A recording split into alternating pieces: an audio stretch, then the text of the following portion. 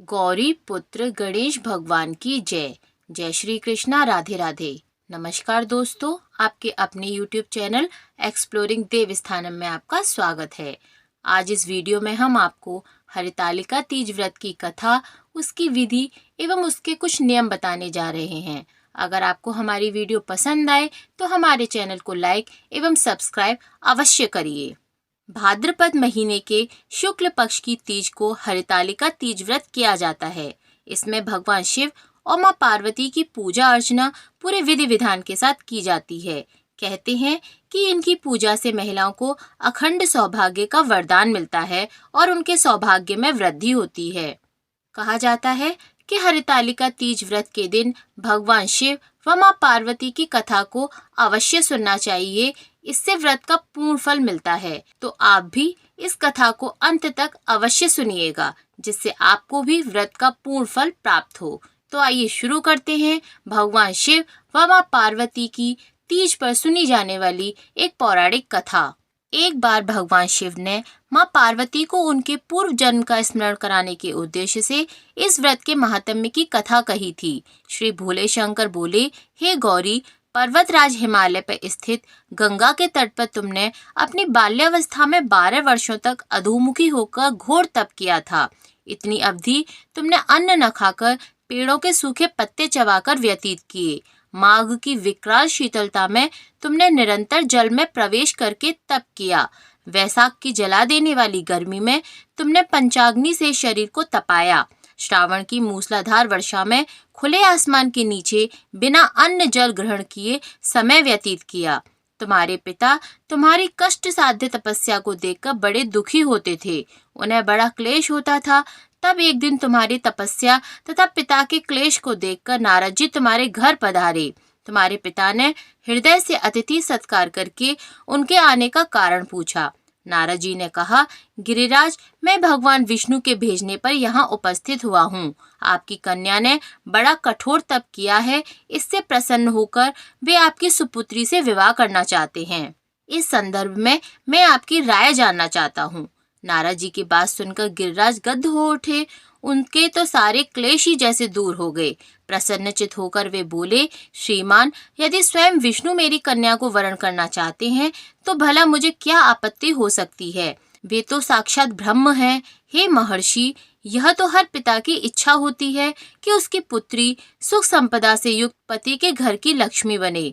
पिता की सार्थकता इसी में है कि पति के घर जाकर उसकी पुत्री पिता के घर से अधिक सुखी रहे।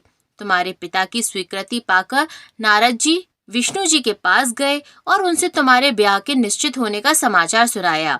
मगर इस विवाह संबंध की बात जब तुम्हारे कान में पड़ी तो तुम्हारे दुख का कोई ठिकाना नहीं रहा। तुम्हारी एक सखी ने तुम्हारी इस मानसिक दशा को समझ लिया और उसने तुमसे उस विक्षिप्तता का कारण जानना चाहा। तब तुमने बताया, मैंने सच्चे हृदय से भगवान शिव शंकर का वरण किया है, किंतु मेरे पिता ने मेरा विवाह विष्णु जी के साथ निश्चित कर दिया है। मैं विचित्र धर्म संकट में हूँ। अब क्या करूँ? प्राण छोड़ देने के अतिरिक्त अब और कोई उपाय नहीं बचा। तुम्हारी सखी बड़ी ही समझदार और सूझबूझ वाली थी। उसने कहा, सखी, प्राण त्यागने का इसमें कारण ही क्या है? संकट के मौके पर धैर्य से काम लेना चाहिए। नारी के जीवन की सार्थकता इसी में है कि पति रूप में हृदय से जिसे एक बार स्वीकार कर लिया है, जीवन पर्यंत उसी से निर्वाह करें। सच्ची आस्था और एक निष्ठा के समक्ष तो ईश्वर को भी समर्पण करना पड़ता है। मैं तुम्हें घनघोर जंगल में ले चलती हूँ, जो साधना स्थली भी हो और जहाँ तुम्हारे पिता तुम्हें खोज भी न पाएं। वहां तुम साधना में लीन हो जाना। मुझे विश्वास है कि ईश्वर अवश्य ही तुम्हारी सहायता करेंगे। तुमने ऐसा ही किया। तुम्हारे पिता तुम्हें घर पर न पाकर बड़े दुखी व चिंतित हुए। वे सोचने लगे कि तुम जाने कहाँ चली गईं। मैं विष्णु जी से उसका विवाह करने का प्रण कर चुका हूँ।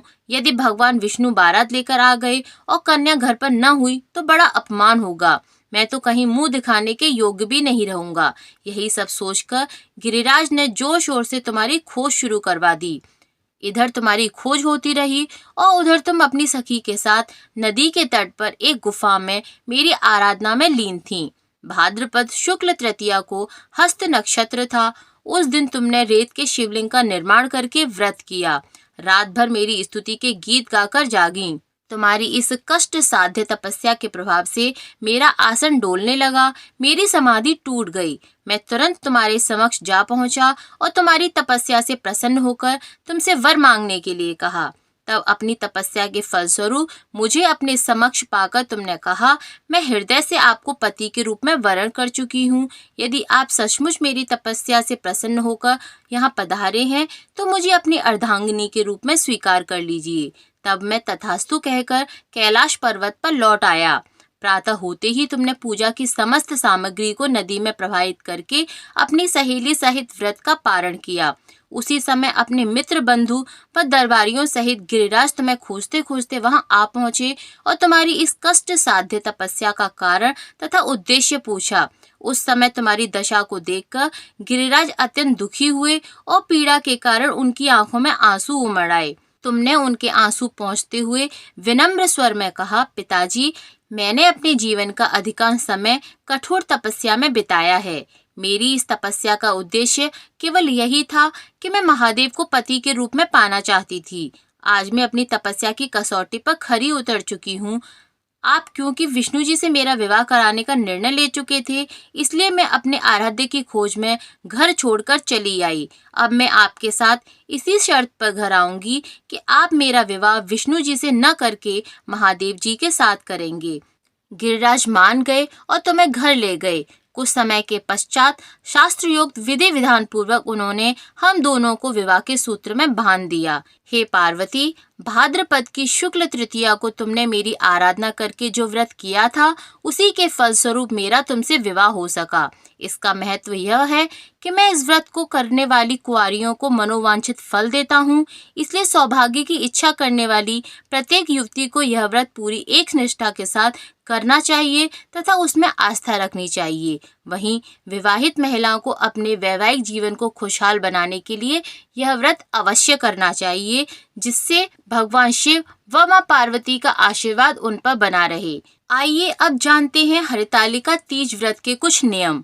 इस व्रत को रखा जाता है तीज में, लेकिन इसका पारण चतुर्थी के दिन सूर्योदय में किया जाता है। अगर आपकी शादी के बाद आपका पहला तीज व्रत है तो अच्छे से नियम पता कर लें, क्योंकि जिस तरह पहली बार रखेंगी उसी तरह हर साल यह व्रत करना चाहिए।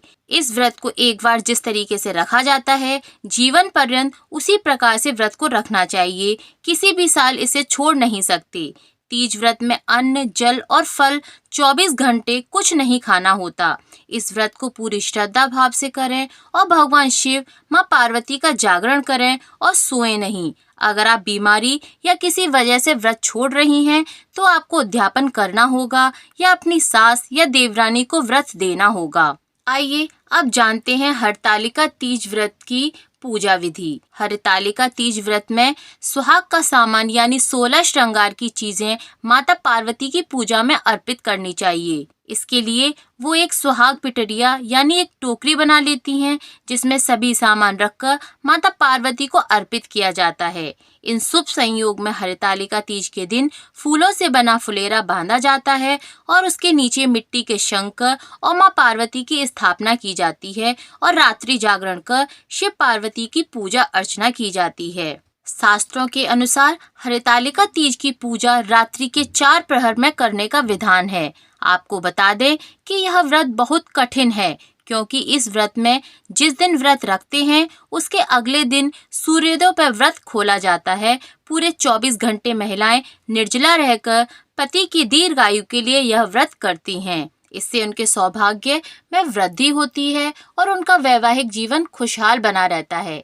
इसलिए प्रत्येक सुहागिन महिलाओं को अपने पति की दीर्घायु व अपने सौभाग्य में वृद्धि करने के लिए इस व्रत को पूरी श्रद्धा भाव के साथ रखना चाहिए व भगवान शिव व मां पार्वती की पूजा अर्चना पूरे विधि विधान के साथ करनी चाहिए।